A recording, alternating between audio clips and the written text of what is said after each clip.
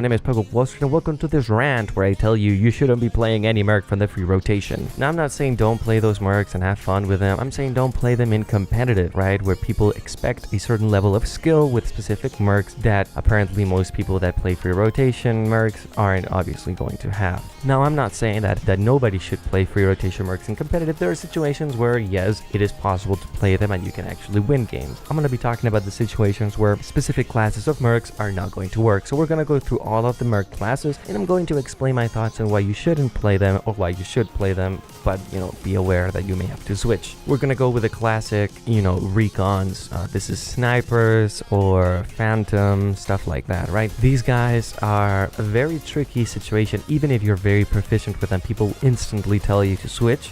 It's always good to keep an open mind. They'd be like, okay, maybe they're the best darn phantom in the world and we may win because of him, or they're the best sniper. Now a lot of the situations that's not the case. You have a lot of players who they're trying it out for the first time or they're really bad and clearly it's not working out. Situation was every time there's a free Vasily in the merc rotation, I always try to avoid competitive because I'm always going to be plagued with hundreds and hundreds of people with the Vasily insta-locked, like I'm the best sniper in the world, I can clearly play red eye and I never aim down sight, so that's just like playing Vasily, right? That's not how it works. Red eye is very specific and different to all the other snipers. Even Amy is different to Vasily, and that's the thing that most people need to understand. Just because you're proficient with one of the mercs inside a class doesn't mean you're proficient with all the others. It is also good to not try out mercs in competitive because you're going to be ruining the experience of all the other players. No, I'm not one of those hardcore guys that's like, switch, you're bad, without actually seeing any evidence. So I normally wait for the first half to be done and then I can check the KDs, the objective XP and all those things, and I can tell, hey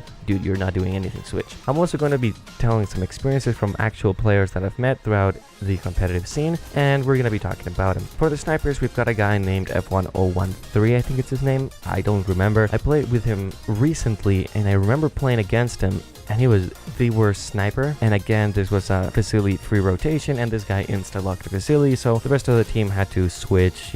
I played instead of Vasily, I played proxy, and another guy instead of Vasily played Sawbones, right? So that's fine, the first half you want to take it easy, but dude, we were destroyed. Our entire team got like above 10,000 XP on the first half, which is okay if you're all good, right? That's understandable, but he got 3,000 total XP and he had 3 kills and 7 deaths after the first half. So that's not a good score to have as a Vasily, right? It's okay to be bottom fragging if you, bottom of the leaderboard if you're a sniper, because you're not going to be doing all the reviving and upside objectives the engineers, the medics are going to be doing. So this guy only had 3 kills as a sniper the entire first half. So we told him you have to switch, and you know what, this guy never communicated, never switched, he just kept on going, and that kind of infuriated me. He's the worst Vasily I've ever seen, and I've seen really bad Vasilis. And if you're not good at a merc, especially one of those controversial ranked mercs like Phantom, snipers, stuff like that, you need to be able to understand that if you're not good, you need to switch, and that is kind of why I'm making this video. So let's go down to another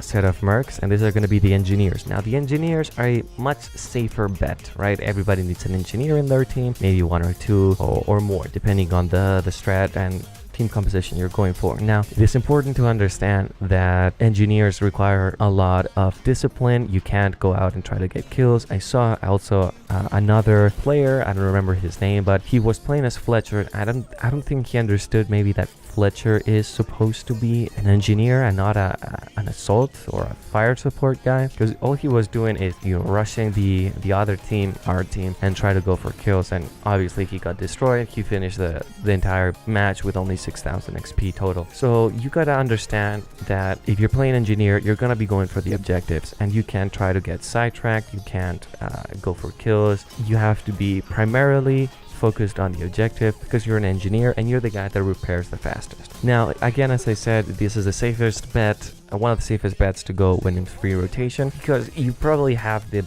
similar experience playing with other mercs, unlike snipers who require certain experience with specific weapons, engineers tend to have a different variety of weapons that other mercs tend to have as well. So if you've got shotguns, or maybe you've got SMGs, all the engineers will have them. Same with the medics. It's an easy transition. Just in case you want to try out a merc that you're somewhat proficient with their weaponry, as long as you understand that you have to focus on the objective, it is fine to play as an engineer. But if you realize that you're not doing the best you can and your team's telling you, hey, you're not repairing or blah blah blah, it's a good time to switch or maybe rethink your strategy. Another set of mercs that's very important is the medics. Now this is a safer bet. I think the safest bet to go for, because nobody expects you to get kills, nobody expects you to repair, they just expect you to either heal them or revive them depending on what medic you choose. Now if you choose a medic that's very centralized on reviving, such as Sparks, that only gives a little bit of health, it is important that you pair up with another medic, right? You can't expect one team to be solely maintained by one Sparks. That's not really gonna work out in the end. Now again, Sparks or any other medic,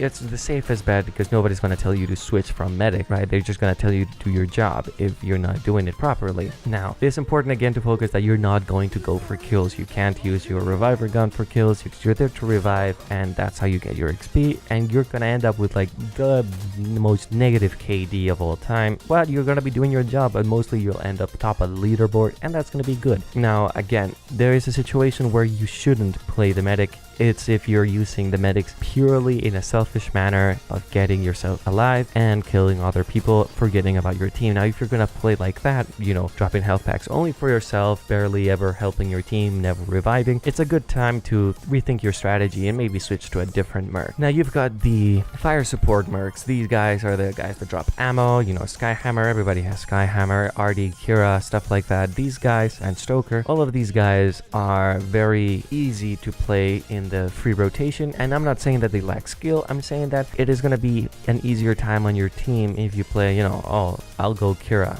right? Nobody's going to say, no, you have to be another thing, you suck at Kira, because nobody initially expects you to be the worst at something. So if you play Kira or Stoker or anything like that, you got to understand that your team goes first and killing other mercs goes second. Yes, it is true that your purpose is to murderize the other team, but you also have to drop ammo. It is so tiring when an entire team is, spamming ammo, and the guy is like, just trying to get kills and never thinking about his team. That's something you gotta understand as well. If you are a fire support that can drop ammo, your primary thing is drop ammo. So you stay with your team, you protect your medics, you protect the engineers, and you give them ammo, because let's be honest, everybody starts with very low ammunition counts. These are a pretty safe bet. Nobody will probably assume that you're doing them in a free rotation, because most people are able to defend themselves and get pretty good scores with most fire assaults. Now I'm not saying they don't require skill. I'm saying that if there's going to be a merc that you're going to play for the first time in rank,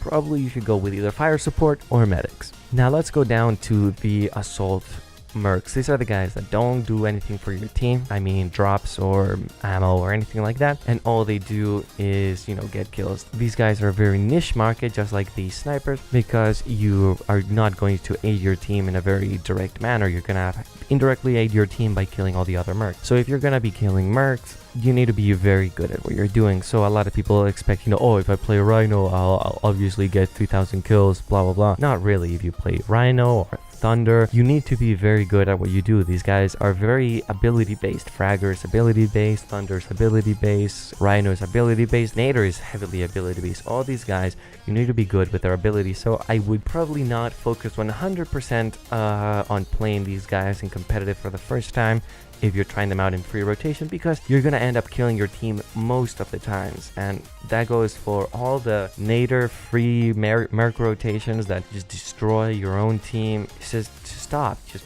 play a merc that you know how to play, and practicing casual how to use the abilities. I hope this is very comprehensive and you guys understand that you can play any merc you want. Nobody can stop you. People are gonna try and kick you. Let's be honest, people are gonna try and kick you. So if you're gonna be playing one of these mercs in free rotation, it is good to understand that you need to have a backup plan, and I hope that everything good day stuff